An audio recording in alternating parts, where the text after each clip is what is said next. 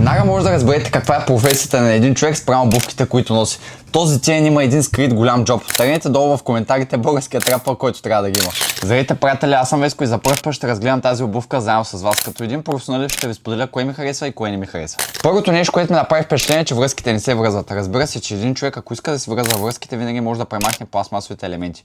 Обаче това, което ми хареса на мен е, че пластмасовите елементи са в сив цвят, това прави красив детайл за обувката и не се натрапва на човешкото око. Много важен факт, който трябва да изподеля. Езика има втори слой, в който може да пъхнете връзките и пластмасовите елементи. Това, което на мен ми харесва е, че джоба може да бъде малко по-голям, а напишете в коментарите вие какво бихте пъхнали вътре. Разцетката много ми допадна и виждам сходни неща с плюса, който е колаборация с PSG.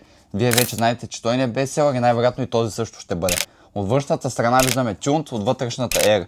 От двете страни има един малък Nike туш, който прави красив контраст. Материалите са висококачествени и това ми хареса. Както при всеки един останал друг плюс, имат висока издръжливост при ежедневно носене. Не мисля, че някога някой може да сгреши с тях. Все пак хората от 13 до 70 годишна възраст залагат на този модел. Цялостно давам на изданието 9 от 10. Просто съм колекционер и харесвам специалните кутии, но тук нямаме такава.